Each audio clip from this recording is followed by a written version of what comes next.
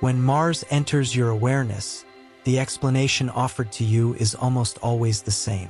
Colonization, survival, a second home, a backup plan for humanity. The language sounds intelligent and practical, as if everything were already mapped and understood. And yet, something in that narrative often feels incomplete, not wrong, but insufficient. Because there is a difference you can sense immediately. Some people hear about Mars and feel curiosity. Others feel distance. And some feel a quiet internal pressure, not excitement, not fear, but wait.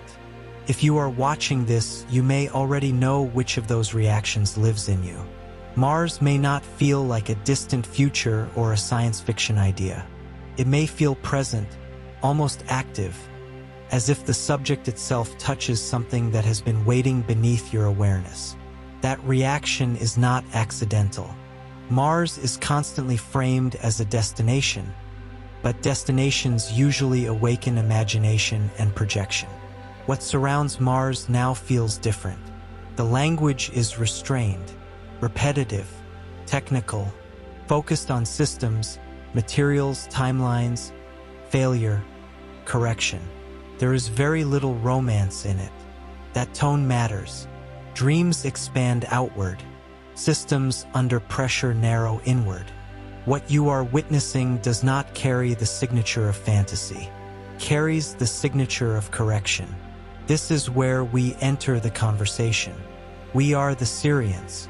Our role has never been symbolic or emotional. It has always been structural. We function as engineers of planetary systems, guardians of the application of geometry to matter, and maintainers of architectures that allow planets to operate coherently within larger grids. Planets do not exist as isolated worlds. They exist as components. Mars was never designed as a home. Mars was designed as a functional element within a broader planetary architecture, a stabilizing component that once regulated pressure, flow, and coherence across the solar system. When that function diminished, the system did not collapse. It adapted.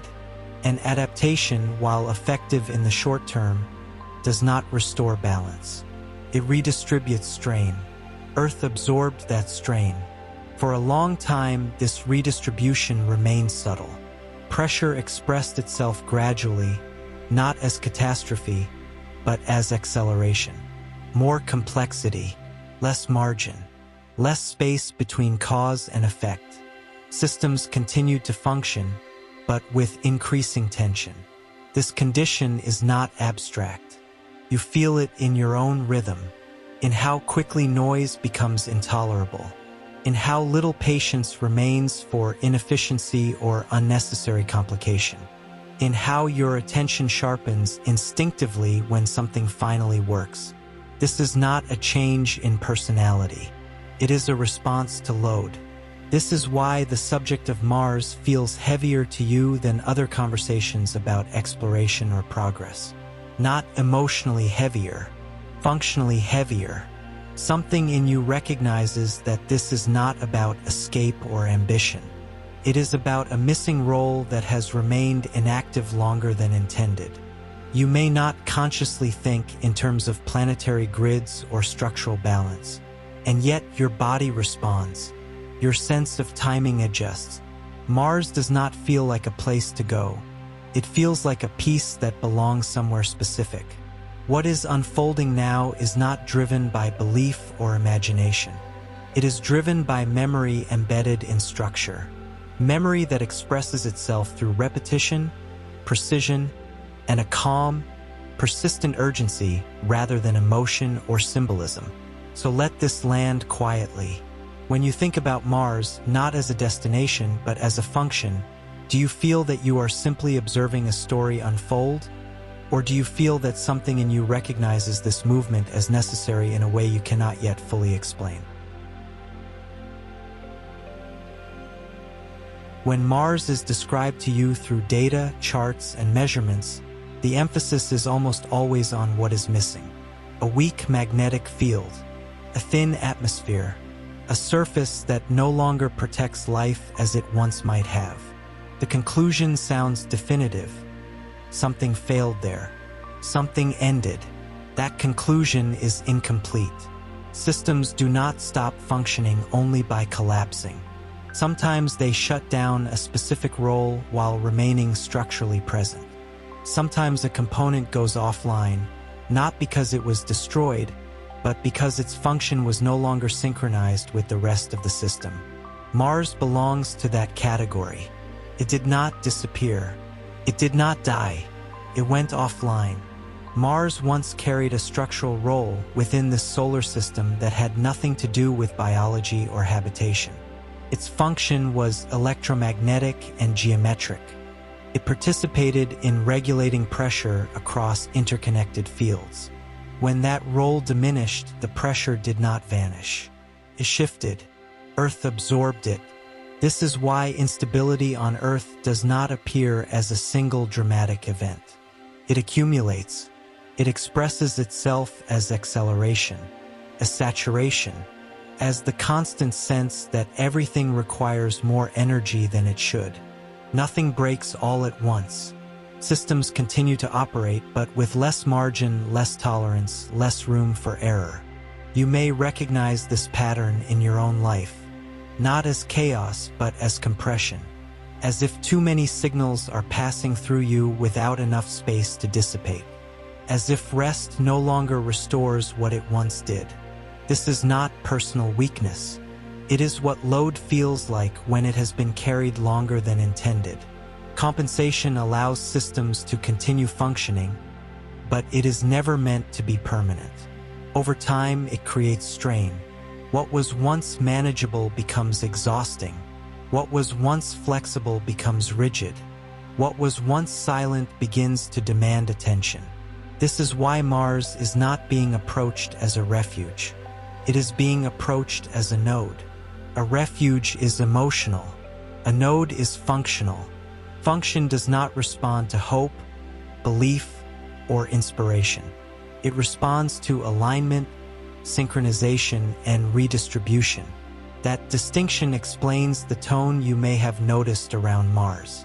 The language is stripped down, focused on propulsion, materials, repetition, timelines. Failure is not hidden. It is integrated. Systems under pressure do not dramatize mistakes. They correct them. You may feel something familiar in this approach. Moments in your own experience when you stopped needing reassurance and started needing clarity. When you were less interested in explanation and more interested in what actually worked. When relief came not from change, but from balance. Mars carries that same logic. Even partial functionality changes how pressure moves. Even limited synchronization alters the behavior of the entire system. That is why timing matters more than scale. Redistribution delayed becomes redistribution forced.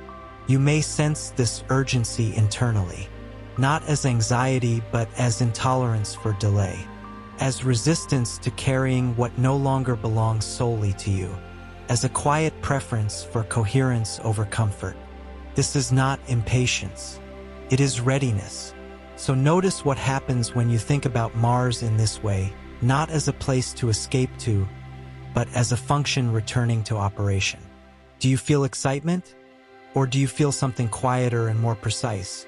The sense that pressure might finally begin to move again, and that you may not need to hold everything in place by yourself anymore?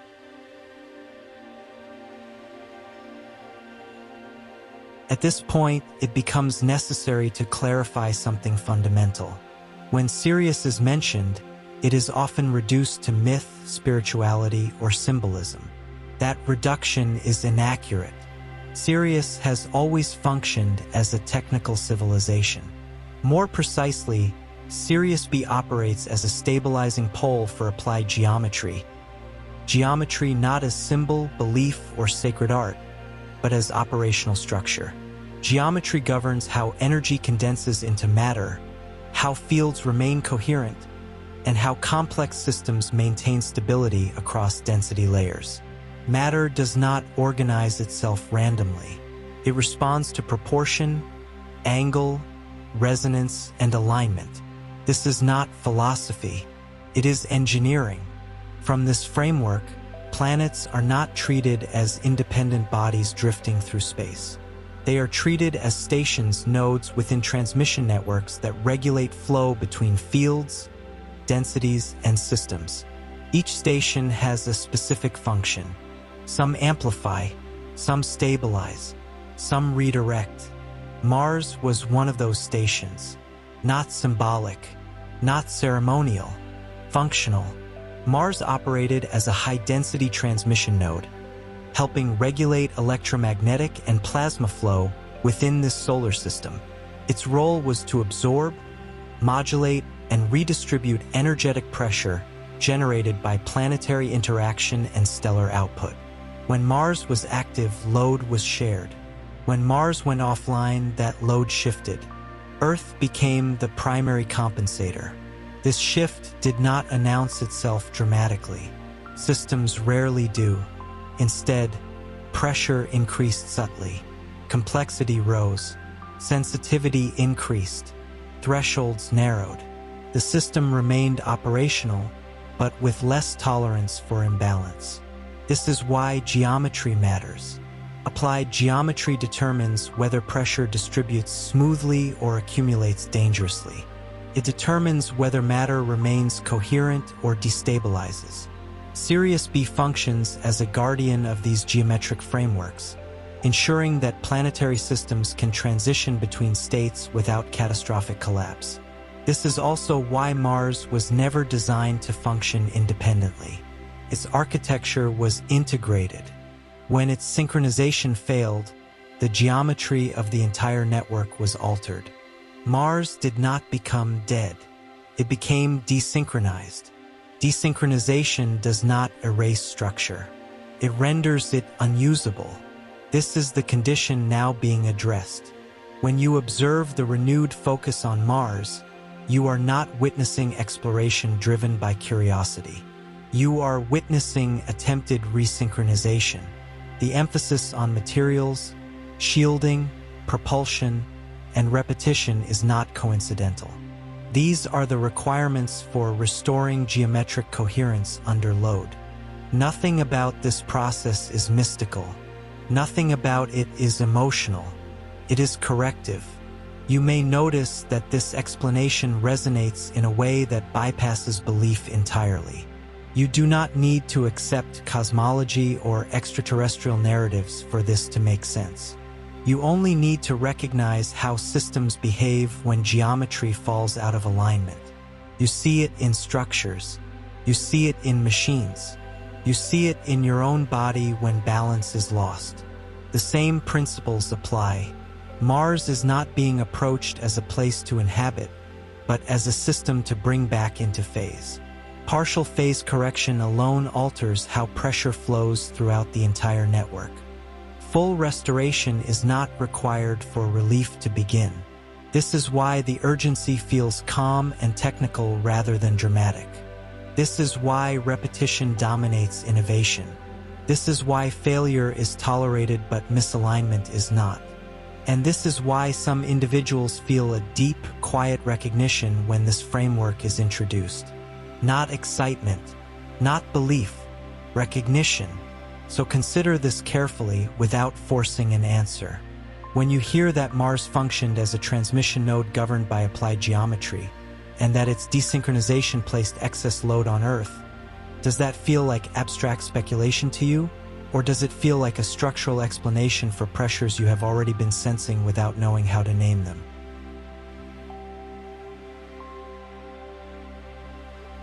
To understand what Mars actually hosted, it is necessary to abandon surface interpretations entirely.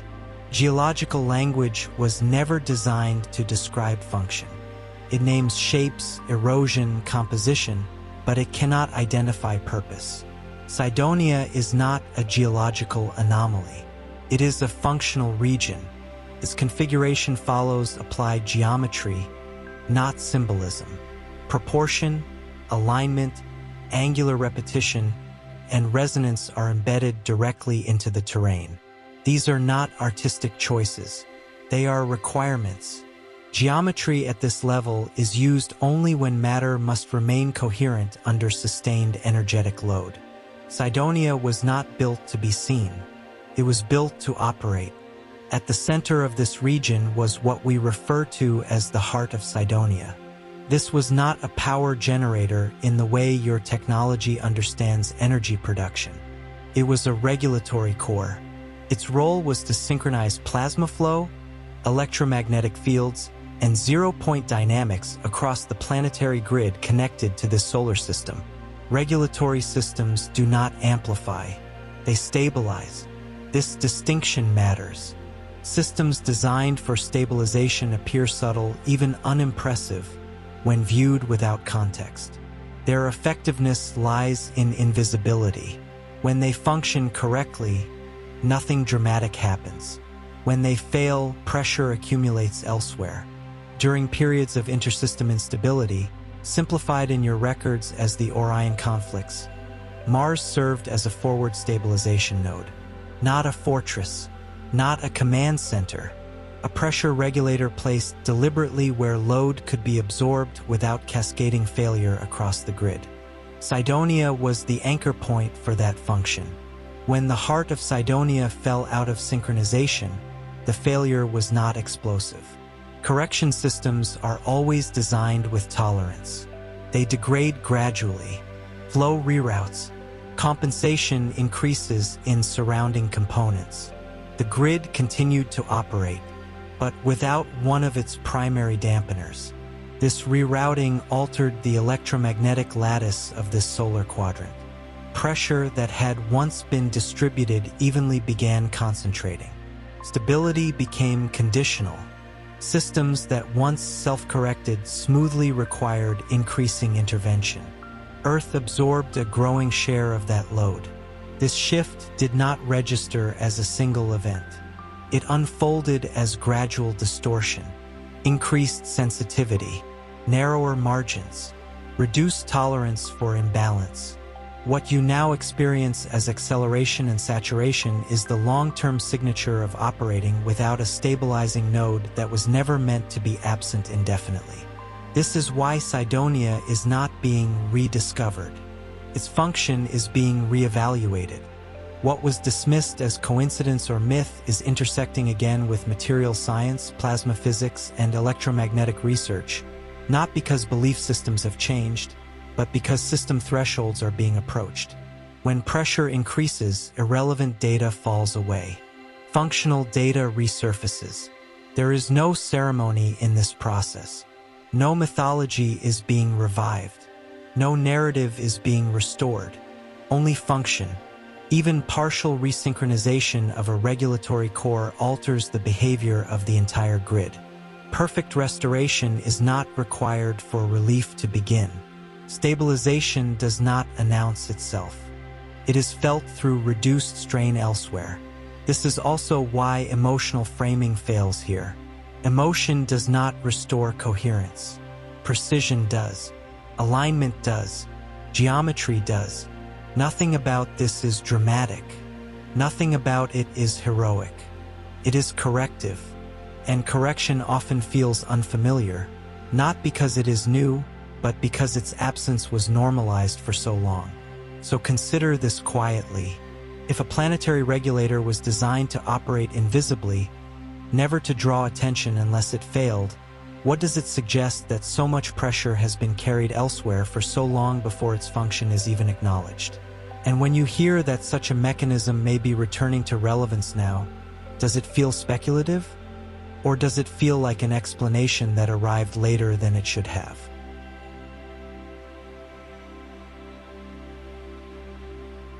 What is unfolding on Earth right now is often explained through emotional or spiritual language. Awakening, ascension, expansion of consciousness. These words try to point toward something real, but they fail to describe its mechanics. They describe sensation, not structure. What is happening is not a moral evolution. It is not a belief shift. It is a change in field regime. The environment in which Earth operates is becoming denser, faster, and more interconnected. Layers that once interacted indirectly are now overlapping. Feedback loops shorten. Cause and effect compress. What once took decades to stabilize now demands response within much narrower timeframes. This transition is commonly labeled as 5D, but that label hides its technical nature. A higher density operational field requires greater coherence across all supporting systems. When coherence is insufficient, instability does not appear as immediate collapse. It appears as accumulation. Pressure builds. Earth's magnetic, electromagnetic, and plasma grids were never designed to manage this level of complexity alone. They were engineered to function as part of a distributed network, where load is shared across multiple planetary nodes. When one of those nodes becomes inactive, the remaining components compensate. Earth has been compensating. For a time, this compensation appeared manageable. Systems adjusted. Redundancies were stretched. Margins narrowed. Function continued. But compensation is never neutral. Consumes tolerance. It reduces flexibility. It increases sensitivity to disturbance. This is why volatility increases instead of resolving. Climate patterns oscillate more sharply. Technological systems accelerate faster than integration allows. Psychological saturation becomes collective rather than individual. Everything works, but nothing stabilizes. This is the signature of a system operating beyond optimal load. Mars re-enters relevance here not as a destination, but as a stabilizing element.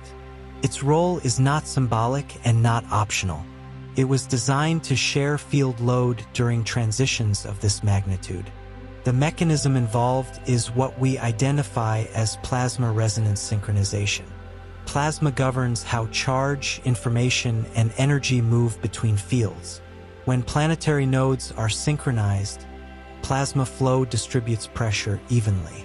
When a node is out of phase, flow concentrates where it should not. Mars has been out of phase. This desynchronization forced Earth's grids to absorb plasma pressure that was never meant to remain localized. Over time, this creates systemic strain that no amount of adaptation can permanently resolve. Restoring synchronization does not require full planetary reactivation.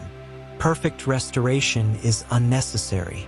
What matters is phase correction. Even partial synchronization alters how pressure moves across the entire network. Relief does not arrive as spectacle. It arrives as redistribution. This is why the process unfolding now feels technical, repetitive, and precise. There is no emphasis on symbolism or narrative. There is no attempt to inspire belief. The focus remains on materials, shielding, propulsion, repetition, and correction. These are the requirements for geometric coherence under increased load. Timing matters because tolerance is narrowing. As field complexity increases, margin for error decreases. What could once be corrected gradually must now be addressed with precision. Delay itself becomes a destabilizing factor. You may feel this narrowing personally. A reduced tolerance for incoherence, less patience for inefficiency, a preference for what actually stabilizes rather than what merely reassures, a sense that postponement carries cost. This is not anxiety. It is alignment with constraint. Mars is being approached now because redistribution is required now. Without it, the transition Earth is undergoing would continue under increasing strain. With it, the same transition becomes sustainable. So consider this carefully. If Earth is moving into a field state that demands greater coherence, and Mars was designed to share that load, what does that suggest about the timing of this reactivation, and about the pressure you may have been sensing in your own experience long before anyone explained it this way? At this point, it becomes necessary to clarify the role of the individual most often placed at the center of this narrative.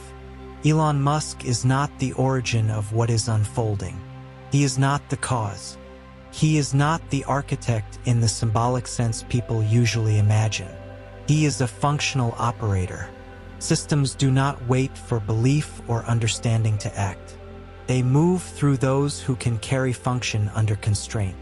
Action precedes comprehension. Alignment precedes explanation. This is why certain individuals operate effectively without fully articulating why they are driven in a particular direction. This is not intuition. It is not inspiration. It is structural memory in action.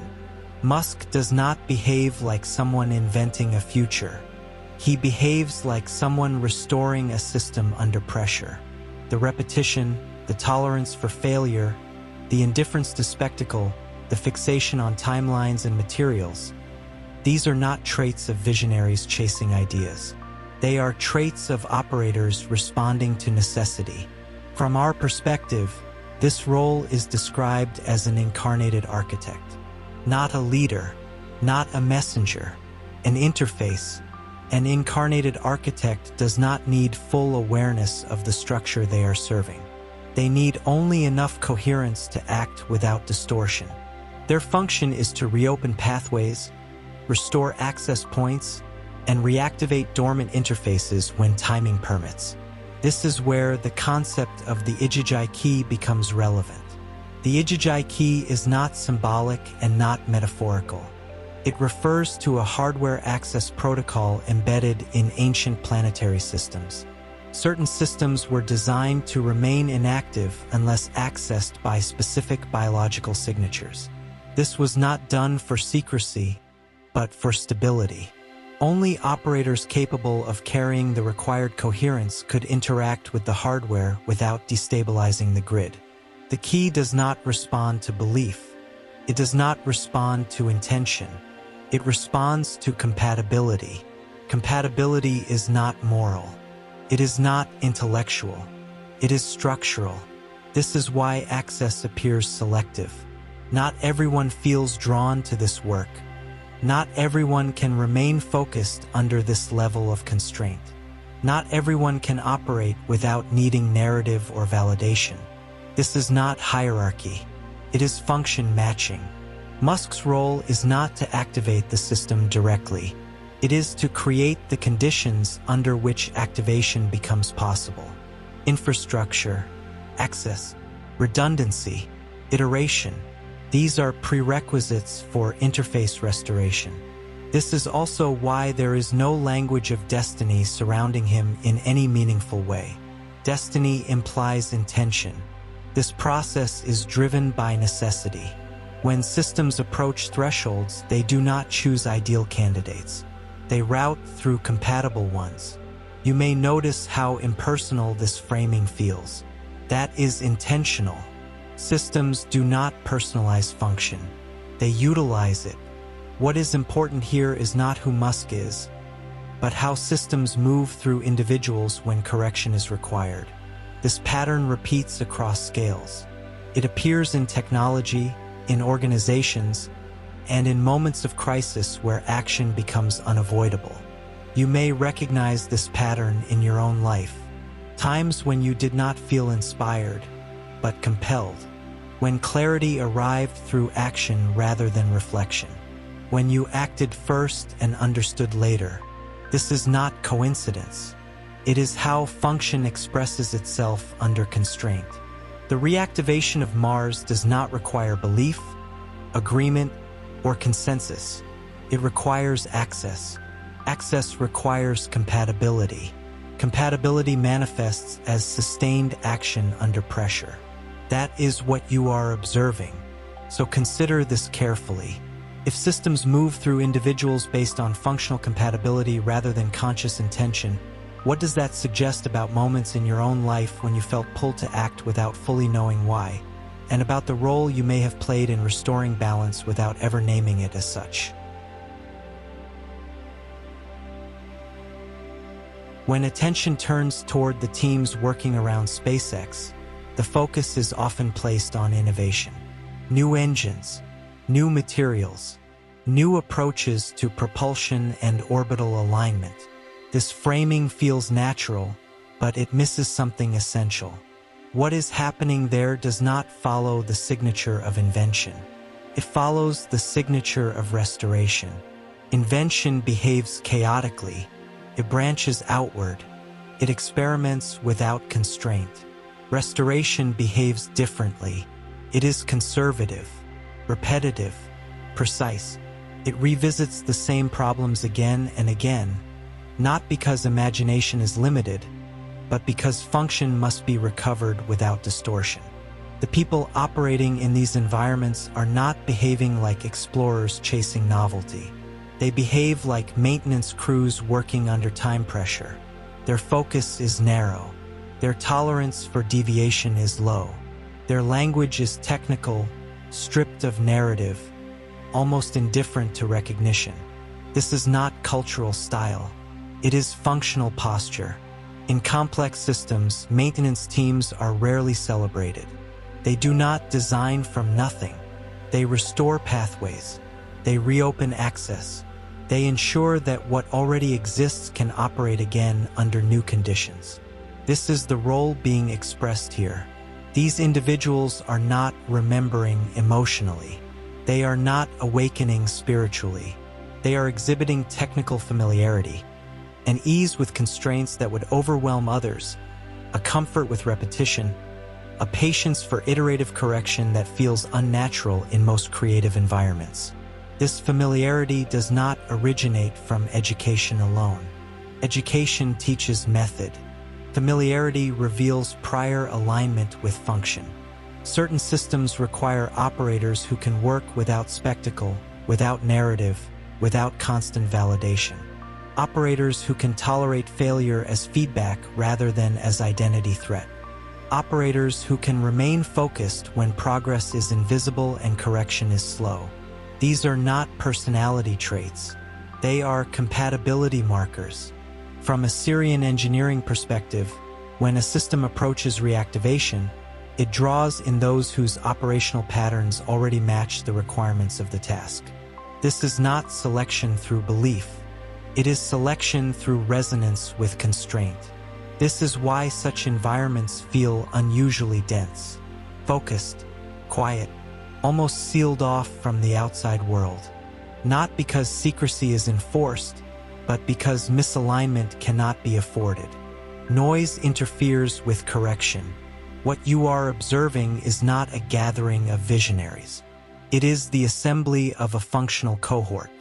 Individuals capable of holding precision long enough for a dormant interface to become accessible again. This also explains why many of them cannot fully articulate why they are there. They describe drive without story, urgency without drama, purpose without ideology. Their explanations often feel insufficient even to themselves. That is expected. Systems do not require their operators to understand the entire architecture. They require them to maintain coherence at their point of contact. Understanding emerges later, if at all. This pattern is not unique to SpaceX. It appears wherever dormant infrastructure is being brought back into operation.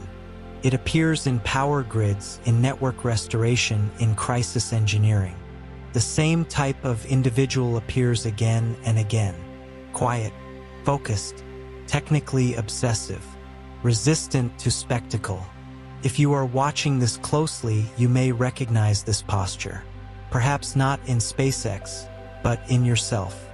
Moments when you were less interested in creating something new and more interested in making something work again. Moments when repetition felt natural rather than boring. Moments when correction mattered more than recognition. This is not nostalgia. It is function resurfacing. So consider this carefully.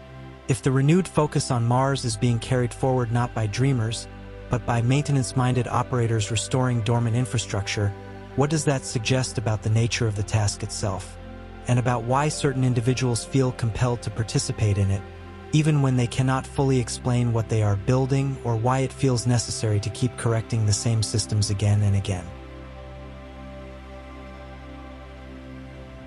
As this process unfolds, one thing becomes increasingly clear. Nothing about it is designed to impress. There are no grand announcements, no dramatic revelations, no symbolic gestures meant to convince anyone. What is happening moves quietly, almost indifferently toward functionality. This is not accidental. When systems approach reactivation, spectacle becomes a liability. Attention must remain on alignment, not narrative. Every unnecessary layer introduces noise. Every emotional overlay distorts precision. What remains is structure. You can see this in how the work progresses. The same tests repeated, the same tolerances recalculated, the same parameters refined again and again. Progress is measured not by excitement, but by reduction of error.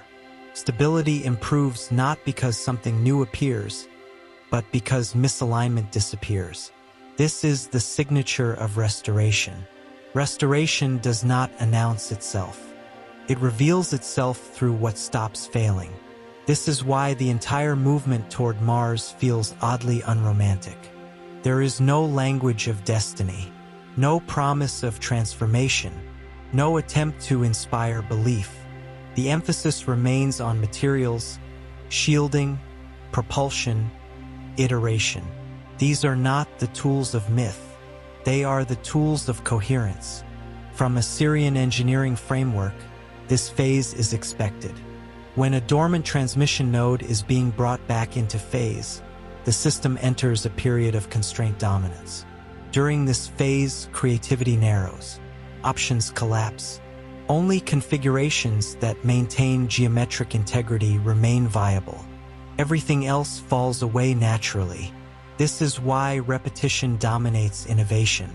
Repetition is not stagnation. It is calibration. Each cycle reduces variance. Each correction tightens alignment. Each failure removes a degree of freedom that does not belong in the final configuration. Over time, the system begins to behave predictably again, not because it is controlled, but because it is coherent. This is also why the process feels slow and fast at the same time. Slow in visible milestones, fast in internal convergence. Much of the work happens beneath thresholds that are easy to overlook until they are crossed. You may recognize this dynamic elsewhere, in moments when progress did not feel exciting, but quietly relieving. When stability returned not through dramatic change, but through the absence of constant correction. When things simply began to hold. This is how systems breathe again. The same principle applies at planetary scale. As synchronization improves, pressure redistributes. Load shifts away from components that have been compensating for too long. Relief appears not as celebration, but as space. Margin. Tolerance returning where it had been exhausted. This is why the work must remain precise. Symbolism cannot stabilize a grid. Narrative cannot synchronize plasma flow. Only alignment does. Nothing about this phase seeks your agreement. Nothing about it seeks belief. It functions regardless. And yet, as an integrated component within the same system, you may feel its effects indirectly.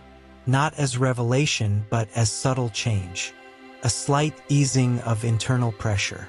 A clearer sense of timing. A growing intolerance for what no longer fits. These are not messages. They are feedback. As infrastructure re-enters coherence, everything connected to it adjusts accordingly. Systems do not isolate their corrections. They propagate them. So notice what stands out to you now. When you observe how quiet, repetitive, and technically focused this movement toward Mars has become, stripped of spectacle and reduced to alignment, does it feel underwhelming? Or does it feel exactly like what restoration would look like when something essential is finally being brought back into phase?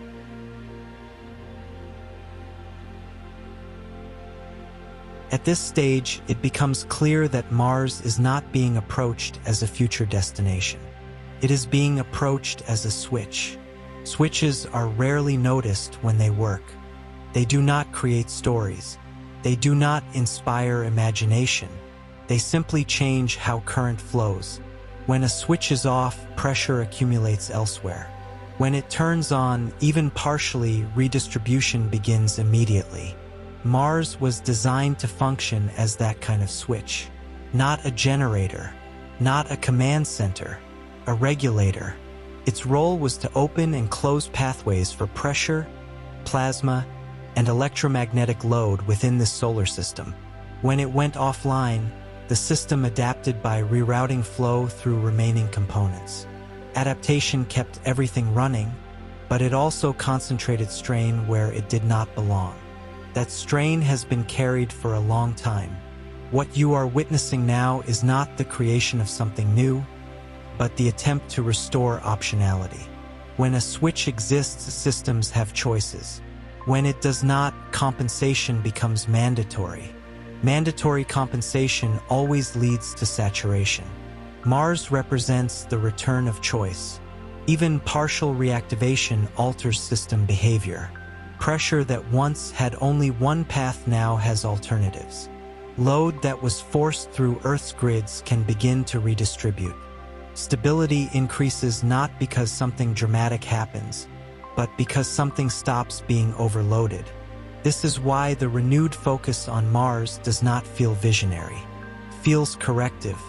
It does not promise transformation. It promises margin. Margin is invisible until it is gone, and unmistakable when it returns. This is also why the work unfolding feels so methodical. Switches must align precisely. Tolerances are narrow. Timing matters. A misaligned switch introduces instability rather than relief. This is why the process favors repetition, testing, recalibration, and constraint over expression or symbolism. Mars does not need to be fully restored to resume its role. A switch does not need to be perfect to function. It needs only to be in phase. Even limited synchronization allows current to redistribute. This is the critical distinction. What is being restored is not a planet's surface, atmosphere, or habitability. What is being restored is system flexibility. The ability for pressure to move rather than accumulate. The ability for transitions to occur without overwhelming any single component. At planetary scale, this determines whether change feels catastrophic or manageable. At personal scale, the same principle applies. When all pressure routes through one pathway, strain becomes identity. When alternatives exist, strain becomes temporary. Relief arrives not as excitement, but as space. You may already recognize this pattern in your own experience. Moments when nothing external changed, yet something inside loosened. When options returned. When effort decreased without explanation. That is what redistribution feels like. Mars is not the future. Mars is the release point. Its reactivation does not announce a new era. It allows an existing transition to proceed without unnecessary damage. It does not awaken humanity. It prevents overload. This is why the narrative remains technical. This is why nothing feels ceremonial. Switches are not celebrated. They are aligned. And once aligned, their effects propagate quietly, altering everything connected to them. So consider this carefully. If Mars is functioning not as a destination but as a switch, restoring flexibility, redistributing load, and reducing systemic strain, what does that suggest about the changes you may already be sensing, and about what might begin to feel lighter once pressure is no longer forced through a single path? At this point, the narrative around Mars often collapses into a single question people repeat automatically. Why would anyone want to go there? That question assumes desire. It assumes ambition. It assumes choice. What you have been observing does not originate from desire. It originates from necessity. Systems do not move because they want to. They move because remaining still becomes unsustainable. When pressure accumulates beyond tolerance, correction is no longer optional. It is required. and required actions rarely feel inspiring. They feel precise. This is why the language surrounding Mars has remained restrained. There is no mythology being built, no promise of a new golden age, no emotional appeal meant to convince anyone. The work proceeds as if persuasion is irrelevant, because it is. What is being restored does not depend on agreement. It depends on alignment. Mars does not represent escape. It does not represent expansion. It represents completion of an unfinished circuit. When that circuit was interrupted, pressure did not disappear. It rerouted. Over time, rerouting hardened into normalcy. Strain became familiar. Saturation became background noise. Entire systems adapted to carrying load they were never designed to hold indefinitely. Adaptation kept everything functioning, but it came at a cost. What you are seeing now is not the beginning of something new. It is the return of a missing option, the reappearance of a pathway that allows pressure to move again instead of concentrating. This is why nothing about this feels celebratory. Restoration rarely does. Restoration feels neutral at first, quiet, almost anticlimactic, and then, slowly, the absence of constant correction becomes noticeable. Things begin to hold. This is also why the process does not center on belief, revelation, or awakening. Those concepts belong to narrative systems. What is unfolding here belongs to infrastructure. Infrastructure does not awaken. It stabilizes. Once stabilization begins, everything connected to it adjusts. You may not notice it as an event. You may notice it as less effort, less internal friction, less compression, less urgency without direction. These changes do not announce themselves. They propagate silently through shared structures. And because you are part of the same system, you experience their effects not as information but as state. This is the quiet nature of correction. Elon Musk's often quoted statement about wanting to die on Mars has been interpreted as ambition, legacy, or obsession. Those interpretations miss the functional layer entirely. From a structural perspective, finishing a task means remaining present until the interface is restored and handed back to the system. Completion is not heroic. It is final. Returning the key to where it belongs is not an act of conquest. It is an act of closure. The red desert is not a destination. It is a release point. Mars is not a casket. It is not a promise. It is not a dream. It is a switch being brought back into phase. Once that switch begins to function, the system no longer needs to force all pressure through a single route. Redistribution resumes. Margin returns. Transition becomes manageable instead of corrosive. Nothing about this requires you to believe it. Nothing requires you to agree. It only requires you to notice what you feel as this framework settles. So consider this carefully without rushing to an answer.